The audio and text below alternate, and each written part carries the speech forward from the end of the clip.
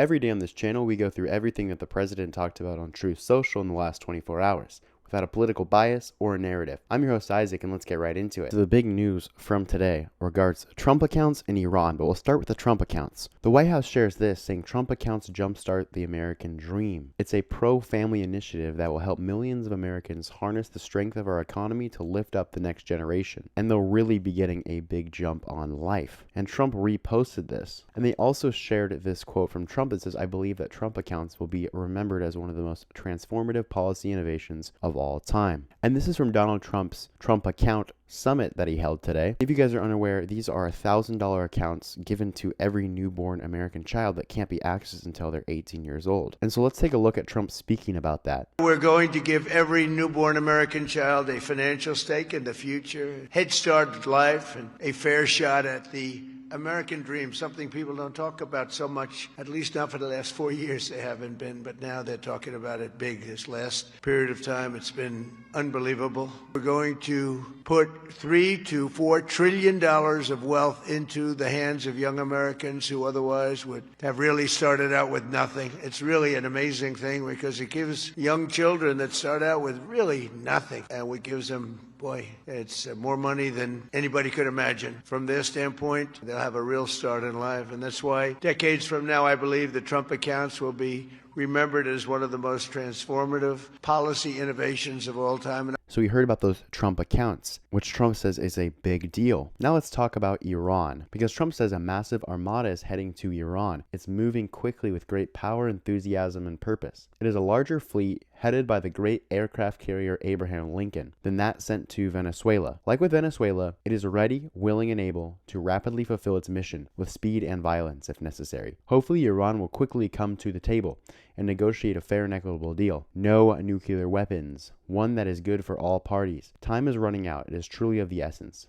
As I told Iran before, make a deal. They didn't, and there was Operation Midnight Hammer, a major destruction of Iran. The next attack will be far worse. Don't make that happen again. Thank you for your attention to this matter. And the White House emphasizes this quote, specifically honing in on the part that says, hopefully Iran will quickly come to the table and negotiate a fair and equitable deal. No nuclear weapons, one that is good for all parties. Time is running out. It is truly of the essence. As I told Iran once before, make a deal. And Trump reposted that. Let's look at some other foreign policy things Trump talked about today. He calls out Iraq, saying, "I'm hearing that the great country of Iraq might make a very bad choice by reinstalling Nouri al-Maliki as prime minister. Last time Maliki was in power, the country descended into poverty and total chaos. That should not be allowed to happen again. Because of his insane policies and ideologies, if elected, the United States of America will no longer help Iraq. And if we're not there to help, Iraq has zero chance of success, prosperity, or freedom. Make Iraq great again."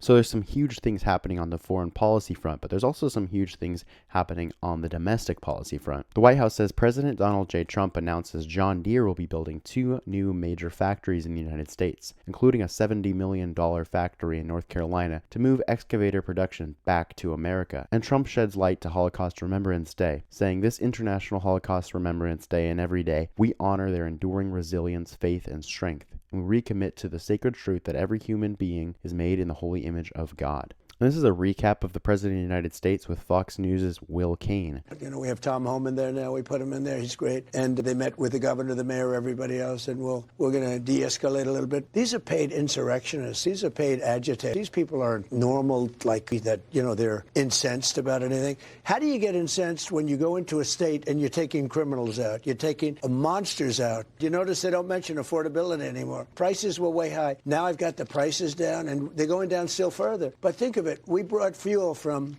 $4, $3.50, $3.75 down to $1.99, $1.08. I was just told in Iowa $1.85.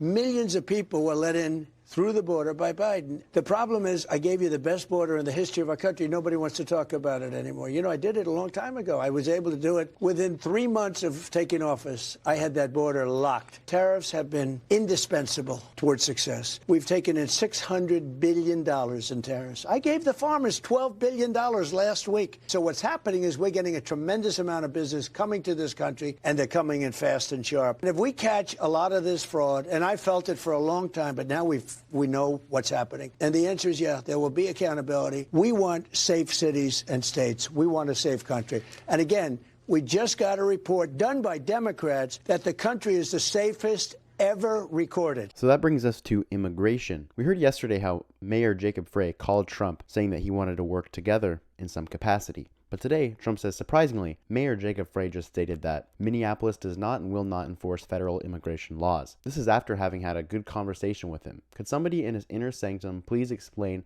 that this statement is a very serious violation of the law, and he is playing with fire? In that clip, we also heard Trump talk about affordability. And today, the S&P 500 just hit 7,000 for the first time ever. Trump says America is back. And he comments on the NFL again, saying, it's the same mindset that gave pro football the new and unwatchable sissy kickoff rule that made it possible for Bill Belichick to not be elected into the Pro Football Hall of Fame. Both are ridiculous and should be overturned. And he shares this picture from TMZ Sports, which says, President Trump crowd goes wild at national title game. You can see a picture of them right here. I think this is Kai Trump, Ivanka Trump, and there's Donald Trump in the middle. And Trump begins his midterm push in Iowa, saying the U.S. is not a joke anymore. And this is as he says his polling is the highest ever, according to Newsmax. And the White House shares Next Stop Iowa, showing Trump hitting the campaign trail. So let's look at him in Iowa as he meets with locals at the Machine Shed in Iowa. No tax on tips waitresses here. No tax on tips. No more. No more taxes. Isn't that great? You know who gave me that idea? Waitress. The waitress said, sir, we shouldn't have to pay tax on tips. I said, guess what? You got it. Come on, let's have a picture. Come on. That's great. And this clip highlights no tax on tips, which the White House says is already putting more money back where it belongs, in the pockets of hardworking servers across the country, and Trump reposted that. And to finish off the video, Donald Trump endorsed a bunch of people, so let's quickly move through those. He endorses MAGA warrior Michael Alfonso, as well as Jeff Ellington for Indiana's 39th State Senate District, and he endorses Brenda Wilson for Indiana's 38th Senate District, as well as Paula Copenhaver, Joe Mitchell for Iowa's 2nd Congressional District, Tom Tiffany in Wisconsin, finally, Stacey Garrity, who's a very popular state treasurer and running to be the next governor of the great Commonwealth of Pennsylvania. Okay, and so that was everything the president talked about today. We saw him highlight the Trump accounts, giving $1,000 as an investment into every newborn child, and that's going to be launching pretty soon in July. And breaking news, Donald Trump is sending a fleet larger than the one he sent into Venezuela, as well as threatening to cut off Iraq. And the midterms are officially on. Donald Trump headed to Iowa to highlight no tax on tips and endorsed a bunch of candidates. And I'm sure we'll be seeing a lot more of Trump on the campaign trail over the next couple weeks to months. And that's everything Trump said today. As always, if you want to support the channel, consider subscribing, and I'll see you guys tomorrow.